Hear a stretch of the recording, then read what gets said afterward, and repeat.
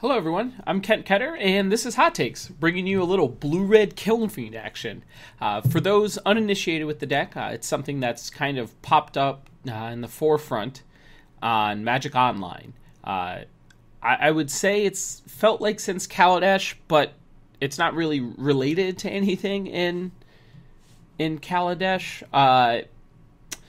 It might have showed up a little bit earlier than that, but we have the list by Jenga here, which has 5-0'd a hefty amount of leagues on Magic Online and taking it for a spin, setting us up for Milwaukee.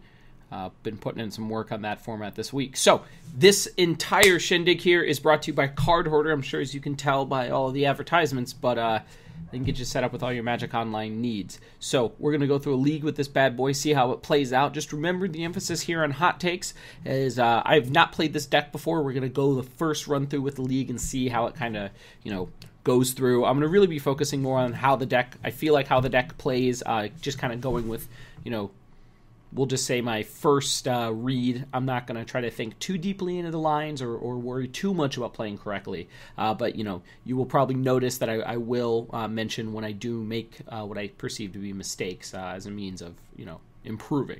Beyond that, sideboarding is going to be a little bit haphazard, but we'll talk about that a little bit more when we get there. Mostly just the theories behind it. As you'll notice here in my sideboard, we have 15 sweet ones. But let's go over the deck real quick, and then we'll jump right into the league.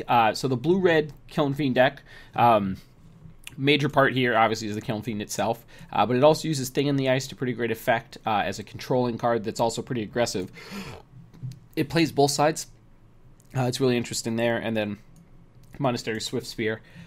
Bedlam Reveler will fit in once we go over all those. But Bedlam Reveler, for those unaware, discard your hand, draw 3 cards. This deck typically will run its hand out and then just draw 3. It's not really a discard downside. So, usual suspect in most of your red decks, Lightning Bolt. Then we get into the combo pieces here. Temur Battle Rage is looking for Ferocious, which is pretty easy to attain. 1 spell, Kiln Fiend's got it. Gives it double strike. And Trample. So that with Apostle's Blessing does a lot of work, but what we really get into is you have 3 free spells, and I should actually sort this over here. 3 spells in the deck, so 12 total cards are free, meaning you can pay life, or in Metamorphosis' case, it just gives you the mana back. Mutagenic Growth, +2/+2, and Gitaxian Probe. Phyrexian mana, pretty busted part of Modern, kind of wish it would go away, is what it is. But those all give you triggers on all of these for something that is not mana, letting you go off, turn 2, turn 3.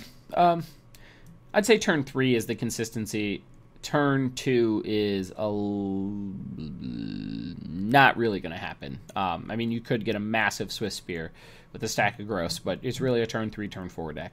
And then we have a good amount of looting here. Serum Vision's on the 1 if you know the Swift Spear, and then just some looting effects. This deck does a great job of churning through. That's why it plays 17 lands, and then the Revelers and the like set it up for some really great powerful sequences where it's maybe casting 4 or 5 spells in a turn. So this deck is pretty interesting.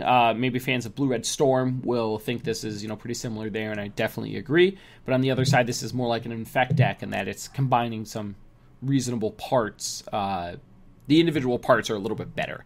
Kiln Fiend and attacking, Swift Spears and the like is just generally a strategy you can, take care of attacking creatures as opposed to Storm, which is just all cards that, work together to create that massive storm. So run this through a league, see how it goes. Join me over for match 1 in just a minute.